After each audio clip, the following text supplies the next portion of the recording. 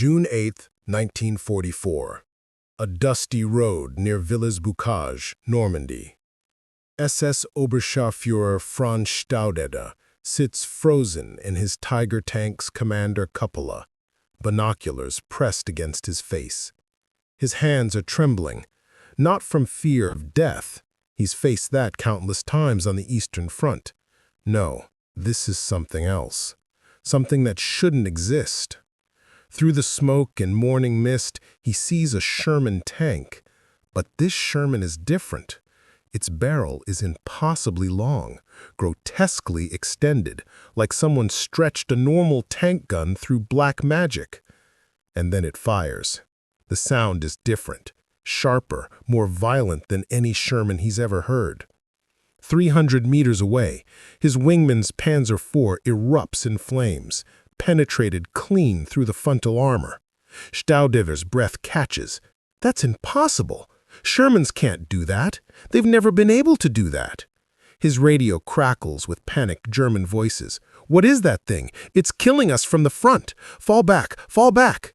For 2 years, German tankers have dominated the battlefield with a simple truth. Their armor was better, their guns were bigger, their tanks were superior. Allied crews had to flank, to ambush, to sacrifice 3 or 4 tanks just to kill one panzer. But on this June morning in Normandy, everything changed. The British had done something the Germans thought impossible. They had turned the humble, underestimated Sherman into a tank-killing monster. Welcome to Cipher Tales, where we uncover the hidden stories that changed the course of World War II.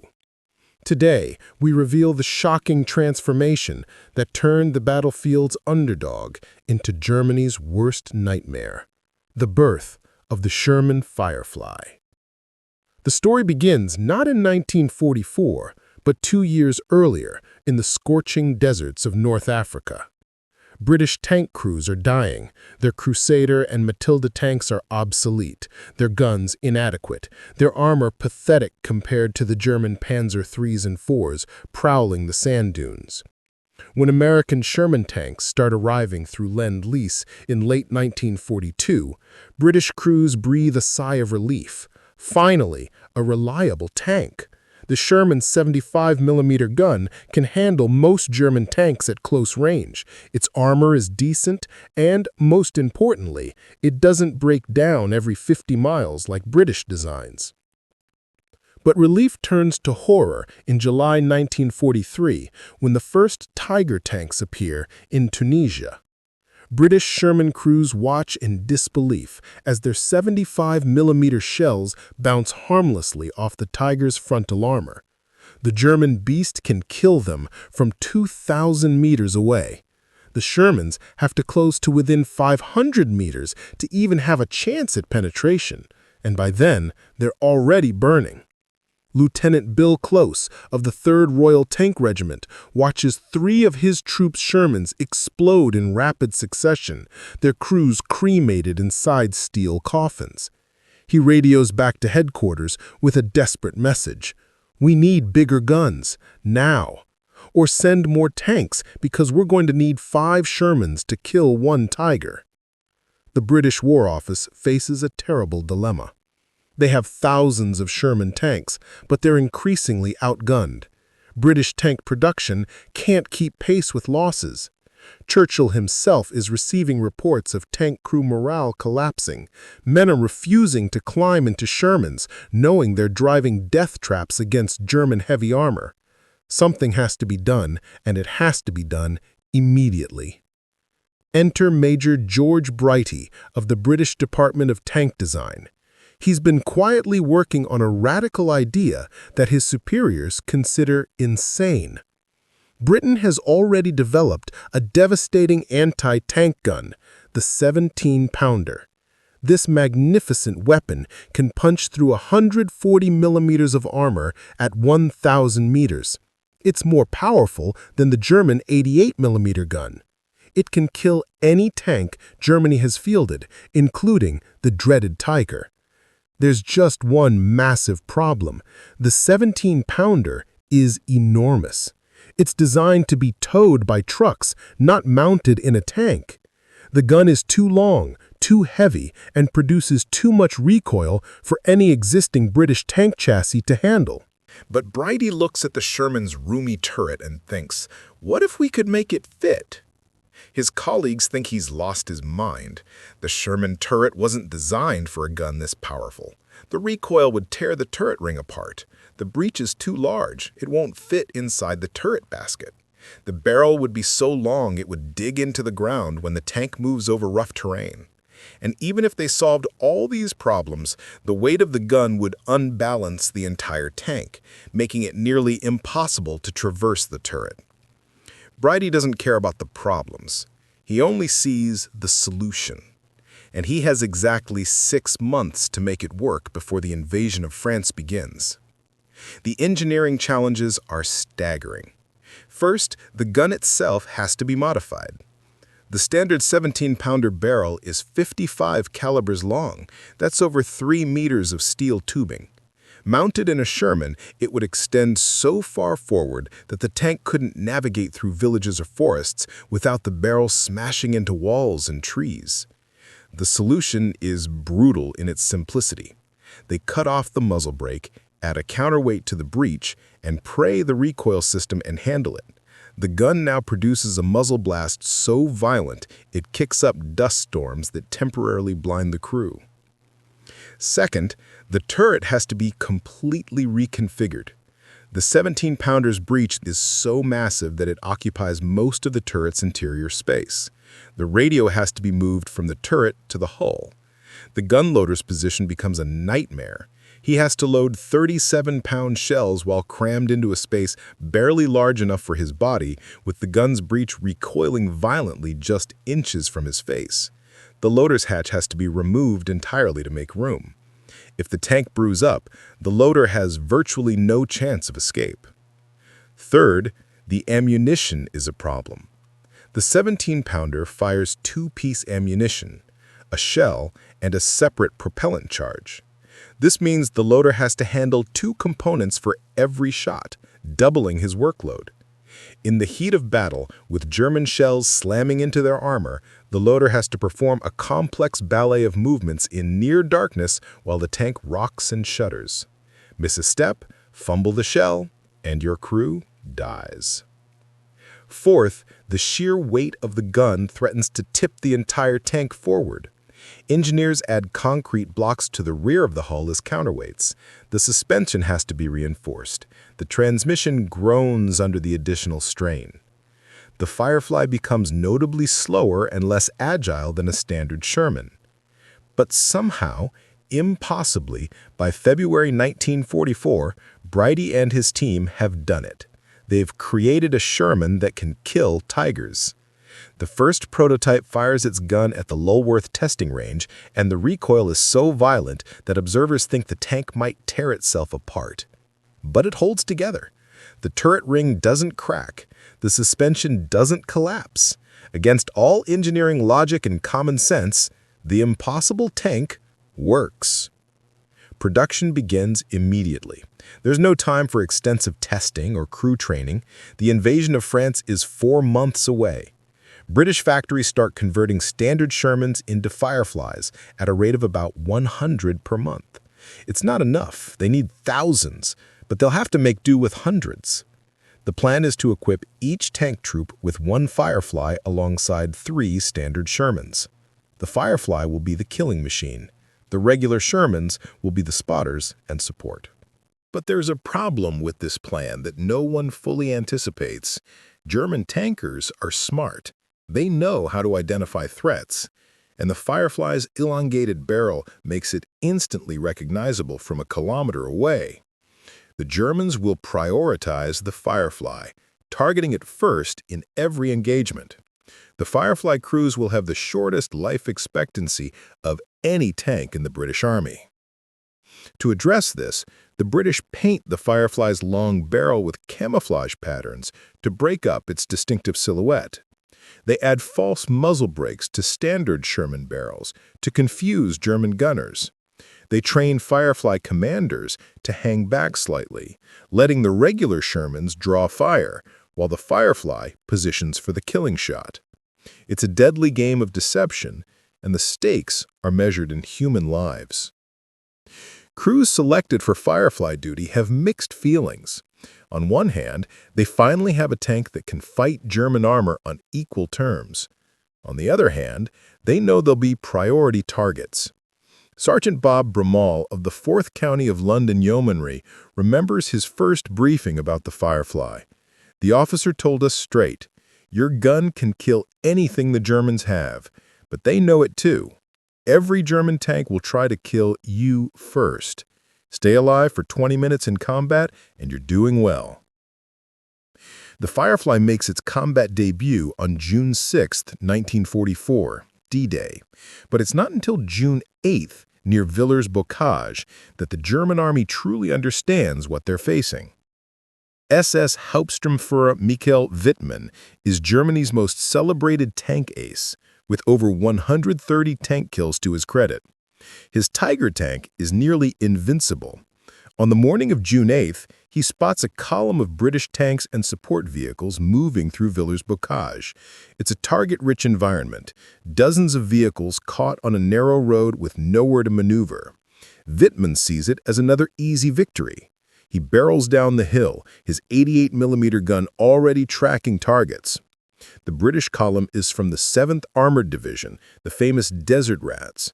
They fought across North Africa and into Italy. They're experienced, but they're also complacent, assuming they're behind friendly lines. When Wittmann's Tiger appears, chaos erupts. Standard Shermans explode like firecrackers. Half-tracks and supply trucks burn. In less than 5 minutes, Wittmann destroys over a dozen vehicles. But one tank doesn't burn. One Sherman with an unusually long barrel has reversed into a concealed position between two buildings. The commander, Sergeant Gordon, has served in North Africa. He knows about Tigers. He knows his regular Sherman couldn't scratch one. But this isn't a regular Sherman anymore. This is a Firefly. Wittmann's Tiger rumbles past Gordon's position at a range of barely 130 meters. Gordon doesn't hesitate. Fire. The Firefly's 17-pounder roars. The armor-piercing, discarding sabot round, a solid tungsten penetrator, traveling at over 1,000 meters per second, strikes the Tiger's side armor and punches through like paper. The Tiger lurches to a stop, smoke pouring from the engine deck. Wittmann and his crew bail out, running for cover, stunned and disbelieving. Michael Wittmann, the unstoppable ace, has just been stopped by a Sherman. The news spreads through German tank units like wildfire. The Allies have a Sherman that can kill Tigers. German tactical doctrine immediately adapts. Orders go out. Identify the long-barreled Shermans and kill them first before they kill you. German gunners start aiming for distinctive features, the Firefly's long barrel, its slightly different turret profile, anything that marks it as the dangerous variant. This creates a bizarre situation where Firefly crews are both predator and prey simultaneously. They have the gun to kill anything, but they're also the #1 target. Firefly commanders develop elaborate tactics to survive. They stay hulled down whenever possible, exposing only the turret. They fire and immediately reverse, changing position before return fire arrives. They coordinate with regular Shermans, using them as decoys, while the Firefly lines up the killing shot from an unexpected angle. The psychological impact on German crews is profound. For 2 years, they've had armor superiority. Tiger and Panther crews have grown accustomed to frontal invulnerability. They've been trained to advance aggressively, knowing Allied tanks have to flank to penetrate their armor. But the Firefly changes this calculus. Now, any Sherman might be a Firefly. Any Sherman might kill you from the front. The psychological advantage of superior armor evaporates. SS Obersturmführer Ernst Streng, commander of a Panther tank in the 2nd SS Panzer Division, writes in his diary in July 1944, "We can no longer tell the dangerous Shermans from the harmless ones until they fire, and by then it may be too late. Today we lost Hauptscharführer Krebs. His Panther penetrated frontally by what we thought was a regular Sherman from 800 meters. The Tommy fired one shot, center mass, straight through the mantlet. Krebs and his gunner killed instantly. We are learning to fear the Sherman again. The technical specifications tell part of the story. The Firefly's 17-pounder gun fires several types of ammunition, but the most devastating is the armor-piercing, discarding sabot round. This is a sub-caliber tungsten penetrator wrapped in a lightweight aluminum sabot that falls away after leaving the barrel. The penetrator is small, only 76.2 millimeters in diameter, but it's traveling at extraordinary velocity. At 1,000 meters, it can penetrate 140 millimeters of armor plate. At 500 meters, it can punch through 170 millimeters. The Tiger's frontal armor is 100 millimeters thick. The Panther's frontal glasses is 80 millimeters at a steep angle. Neither is safe from a Firefly at combat ranges. Compare this to the standard Sherman's 75 millimeter gun, which can barely penetrate 90 millimeters at 500 meters with its best ammunition. The Firefly represents a quantum leap in capability. It's roughly 70% more effective against armor than the standard Sherman. But raw penetration statistics don't tell the whole story. The Firefly's effectiveness comes from the combination of mobility, reliability, and firepower. Unlike British tank designs, the Sherman chassis is robust and dependable. It doesn't break down constantly. The engine starts in cold weather. The transmission doesn't fail after 100 miles. This means Firefly crews can focus on fighting instead of constant mechanical repairs. German Tigers and Panthers are theoretically superior, but they spend huge amounts of time immobilized due to mechanical failures. A Firefly that's present and operational is worth more than a Panther that's broken down 50 miles behind the lines. Production numbers are revealing.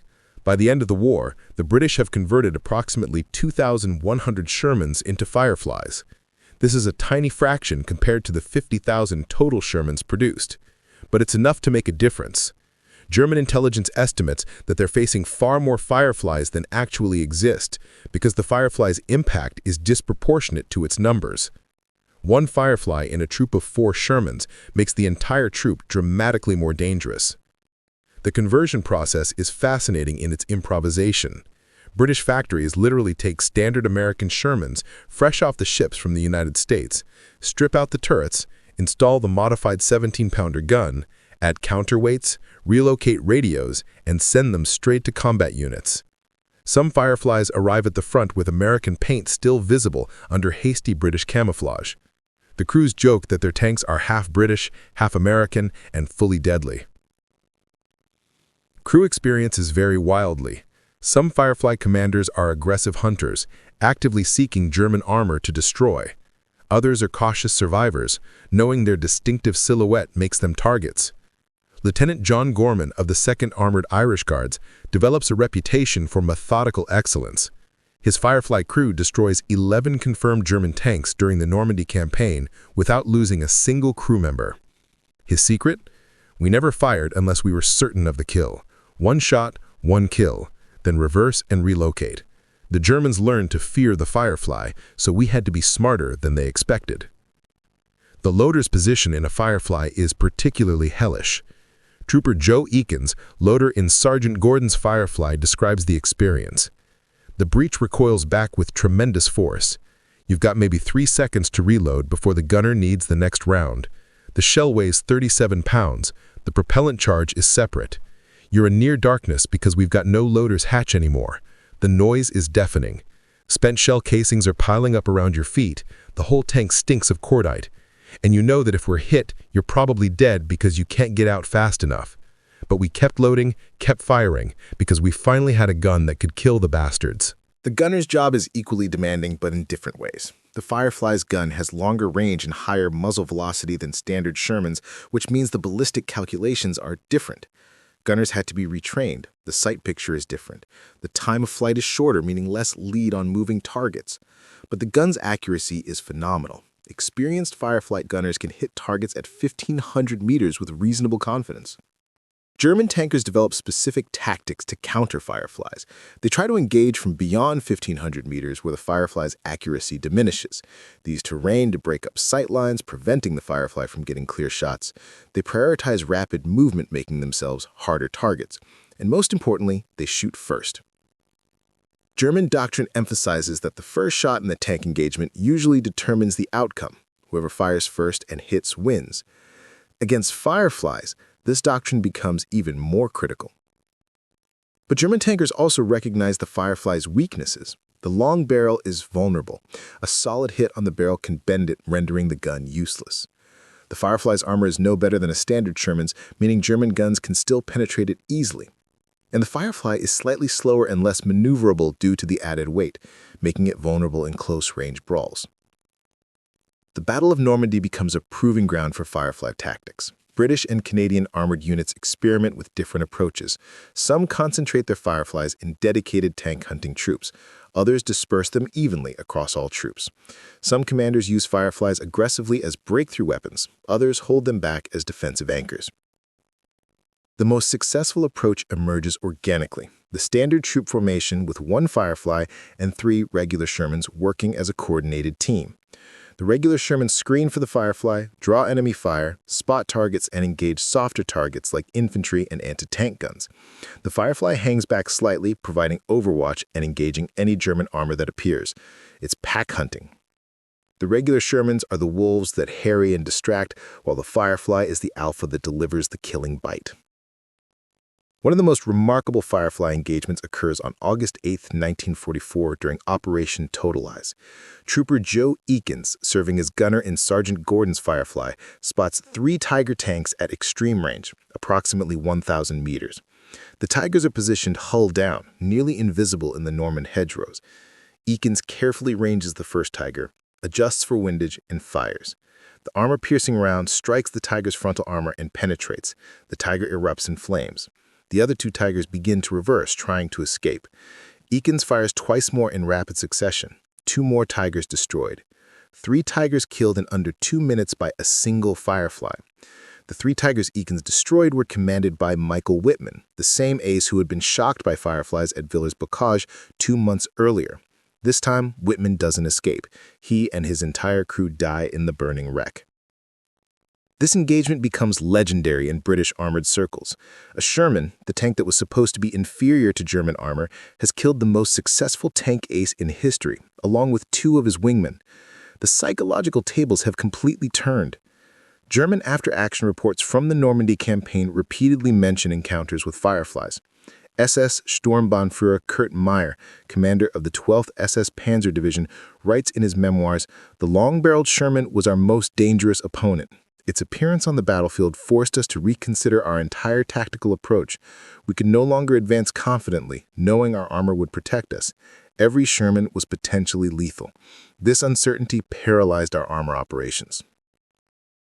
The strategic impact extends beyond individual engagements. The Firefly forces German armor to be more cautious, more defensive. This slows German counterattacks and reduces their effectiveness. When German tanks have to worry about being killed from the front, they can't maneuver as aggressively. This gives Allied infantry more time to consolidate gains, dig in, and bring up anti-tank guns and artillery. The Firefly also has an enormous impact on Allied morale. For the first time, British and Canadian tank crews feel they can fight German armor on equal terms.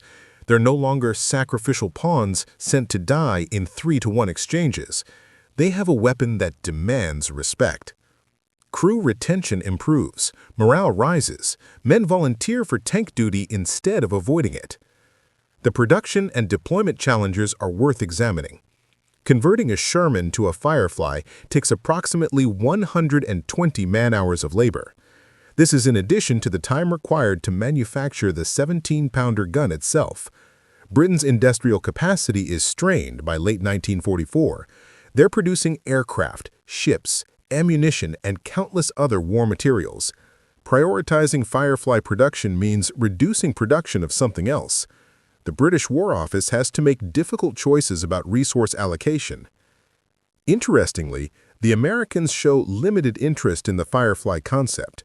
They receive intelligence reports about the Firefly's effectiveness, but choose to develop their own solution, the M4A3E8 Sherman with the 76mm high-velocity gun.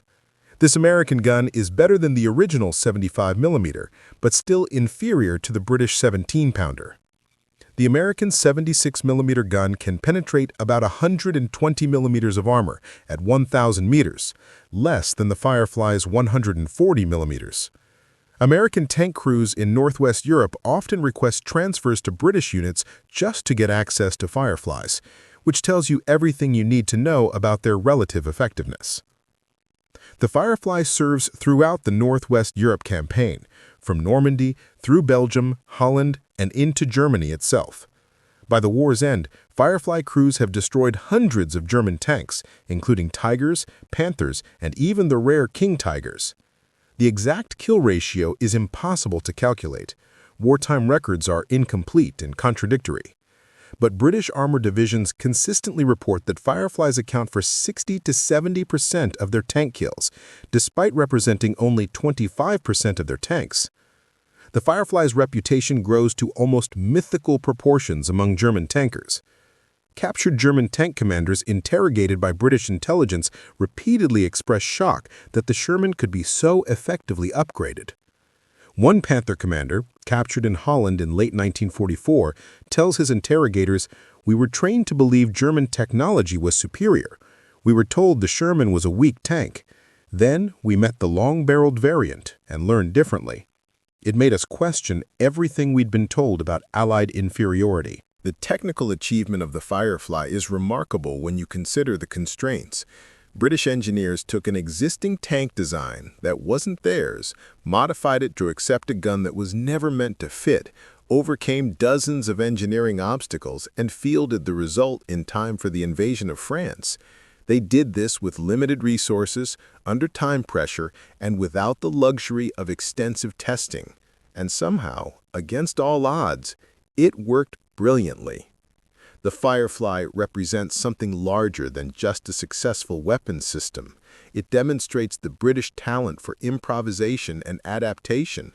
When faced with a crisis, inadequate tanks and rising casualties, they didn't wait for a perfect solution. They didn't design a new tank from scratch, which would take years. They found an available chassis, an available gun, and made them work together through engineering ingenuity and sheer determination. The legacy of the Firefly extends beyond World War II. Post-war tank design is heavily influenced by the lessons learned from Firefly operations. The importance of firepower over armor becomes apparent. The value of gun-tank combinations is recognized. Future tanks like the British Centurion and the American M26 Pershing incorporate design principles proven by the Firefly: powerful guns and reliable chassis, balanced firepower and mobility over pure armor protection. The Firefly also influences Cold War tank development. Both NATO and Warsaw Pact tank designers study the Firefly's success in creating a tank that could defeat theoretically superior opponents. The Soviet T-54-55 series, which becomes the most numerous tank design in history, follows the Firefly philosophy: adequate armor, excellent mobility, and a gun powerful enough to penetrate anything it faces. Several Fireflies survive today in museums and private collections. These preserved examples allow modern observers to appreciate the engineering compromises that made the Firefly possible. Standing next to a Firefly, the most striking feature is the absurdly long gun barrel extending from the Sherman's turret. It looks wrong, unbalanced, like someone attached a gun that's too big for the tank, which is exactly what they did, and it worked. Veterans who served in Fireflies have mixed memories. Some remember the pride of finally having a weapon that could fight German armor effectively. Others remember the fear of being priority targets, knowing that every German tank was trying to kill them first. Most remember the crew bonds forged in combat, the shared experience of fighting in a cramped, dangerous metal box while trying desperately to stay alive. The Sherman Firefly represents one of the great success stories of World War II weapon development. It wasn't the most advanced tank, it wasn't the best armored or the fastest, but it was effective, reliable, and available when needed most. It gave Allied tank crews a fighting chance against German armor superiority. It forced German tankers to change their tactics and lose their psychological advantage. And most importantly, it helped win the war in Northwest Europe by giving the Allies a mobile anti-tank capability they desperately lacked. The story of the Firefly is ultimately a story about adaptation and innovation under pressure. When faced with a crisis, British engineers didn't make excuses or wait for perfect conditions. They found a solution with available resources and made it work. That pragmatic, determined approach is as British as tea and rainfall. And on the battlefields of Normandy, that approach saved countless Allied lives and destroyed hundreds of German tanks. The Firefly proved that superior technology can be overcome by clever engineering and tactical adaptation. The Germans had better tanks on paper, thicker armor, more powerful engines, superior optics. But the British had something more valuable: the ability to identify a problem, develop a practical solution, and implement it quickly. In warfare, that ability often matters more than pure technological superiority. So the next time you hear someone dismiss the Sherman as an inferior tank, remember the Firefly. Remember that clever engineering can overcome paper specifications.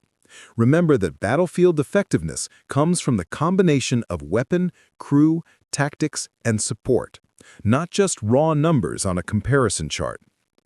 The Sherman Firefly wasn't supposed to work. It was an improvisation, a battlefield expedient, a compromise solution to a desperate problem.